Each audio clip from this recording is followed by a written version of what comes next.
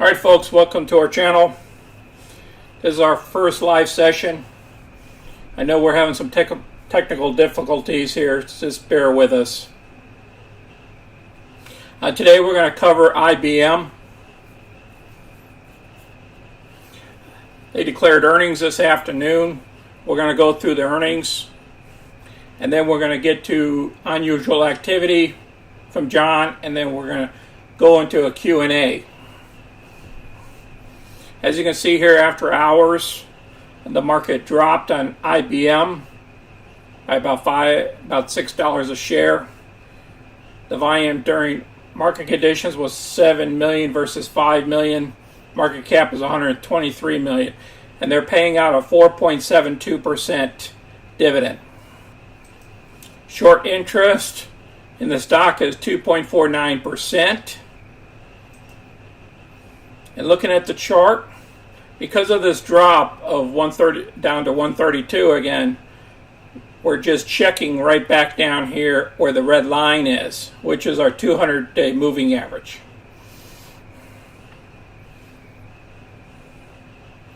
As you can see here, the cross happened here on 5/6/22, whereas the 50-day surpassed the 200-day moving average. Let's go through a little bit about the earnings. They warn of a $3.5 billion Forex hit, and that's what some of the negativity is. They beat the quarterly earnings projections on Monday, but warn that the hit from Forex of the year could be about $3.5 billion due to the strong dollar. A hawkish Fed Reserve and a heightened geopolitical tensions have all driven gains in the dollar against the basket of currencies over the last year. IBM now expects a foreign currency exchange hit to revenue about 6% this year, based on the chief financial officer told Reuters. They previously forecasted only a 3 to 4% hit. However, the strong demand in its consulting and infrastructure business helped IBM post quarter revenue of $15.54 billion, beating analysts' average estimate of $15.18 billion. They see their growth continuing, including in regions such as Europe and Asia.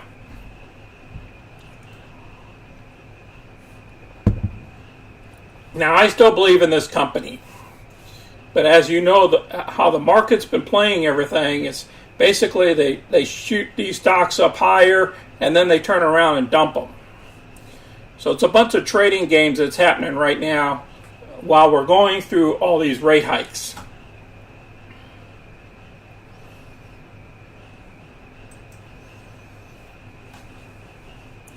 Now let's listen to a little bit about what the analysts are talking about here. And revenue of $15.5 billion, that was ahead of Wall Street expectations. What you want to know for this company is it's a defensive play, and given its high exposure to recurring sales and cost cutting, it showed that it could still pull forward, and its Q2 report proved no different. But let's focus in on some of those key businesses, like consulting, for example, a key barometer for whether companies are spending on IT, and the digital transformation to cloud proved weaker than the street anticipated at $4.38 billion. All right, so you heard that. So you heard the positives and the negatives on the stock here. Let's get to the questions real quick, and then we're going to move on to John Nigerian Brothers. All right, TJ, I appreciate you joining us. TG, sorry, apologize. This is our first video here. We're going to do more in the future. Place down a good time for you on a daily basis or a weekend basis when we should do these videos. MCK, I appreciate you joining us too. Anybody else wants to comment, go ahead and comment below. We're going to go on to Pete Nigerian. Pardon me, John Nigerian here. He came out with some unusual activities in Fastly, in Starbucks, and Capital One Bank. Now, I've been following him a lot, and some of the spreads that he's been recommending and stuff haven't been the greatest. So apparently these people with big money that's going in, that doing these trades, they're like batting like 1 out of 10.